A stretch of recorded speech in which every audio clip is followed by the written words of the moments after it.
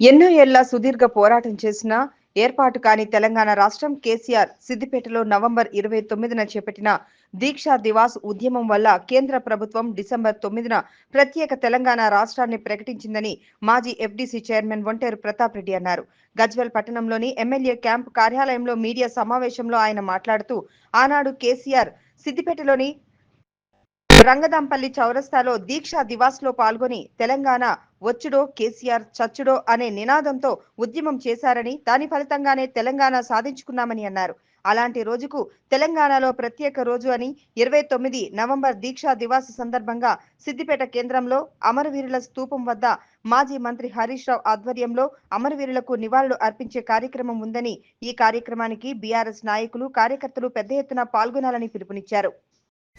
తెలంగాణ రాష్ట్రంలో ఒక ప్రత్యేకమైనటువంటి రోజు.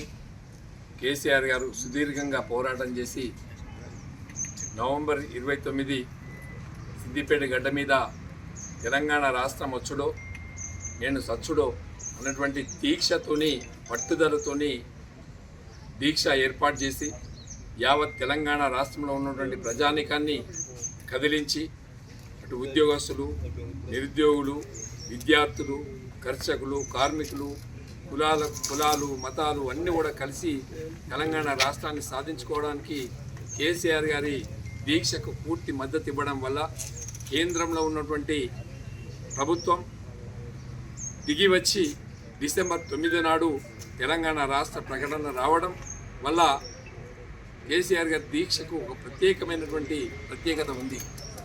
మరి తెలంగాణ రాష్ట్రాన్ని సాధించినటువంటి వ్యక్తి ఈ రాష్ట్రానికి ముఖ్యమంత్రిగా 10 సంవత్సరాల అధికారంలో ఉండి ఎన్నో రకాల అభివృద్ధి కార్యక్రమాలు చేపట్టి తెలంగాణ రాష్ట్రాన్ని ఒక బంగారు తెలంగాణ దిశగా తీసుకెళ్ళి యావత్ భారతదేశంలోనే తెలంగాణ రాష్ట్రానికి ఒక జీడిపి కానీ, ఒక వ్యవసాయ రంగంలో కానీ, ఐటీలో కానీ, ఫార్మాలో కానీ, మెడికల్లో కానీ అన్ని రంగాలలో కూడా దూసుకెళ్ళి యావత్ భారతదేశానికి ఆదర్శంగా నిలబడ్డటువంటి తెలంగాణ రాష్ట్రం అంటే దాని కారణం కేసీఆర్ గారు. మరి అలాంటి వ్యక్తిని మరి ఆ రోజు చేసినటువంటి కృషి వల్ల ఇలా రాష్ట్రంలో దాదాపుగా 1,50,00,000 ఎకరాలు బాగానే చేసుకుంటున్నామంటే కారణం కేసీఆర్ గారు.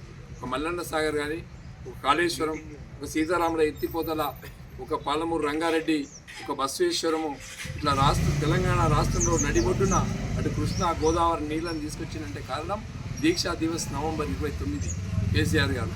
మరి అలాంటి రోజుకి ఒక ప్రత్యేకత ఉంది కాబట్టి రేపు సిద్దిపేట మన రంగదాంపల్లి చౌరస్తాలో అమరవీరుల స్తూపం వద్ద నివాళులు అర్పించి మరి మన హరీష్ రావు గారి నాయకత్వంలో అక్కడ నుండి పార్టీ ఆఫీసులో మార్నింగ్ 9:30కి మరి దీక్ష చేపట్టి 2 గంటల వరకు ఉంటుంది. దీనికి ఉద్యమకారులు, పార్టీ శ్రేయోభిలాసులు, వెల్విషర్సు, తెలంగాణ రైతులు అందరూ కూడా ఆహ్వానం ఉంది. ప్రత్యేకంగా రేపు 9:30 గంటలకి సిద్దిపేటకు రావాల్సిందిగా అందరికి రిక్వెస్ట్ చేస్తూ జై తెలంగాణ, జై కేసీఆర్, జై తెలంగాణ.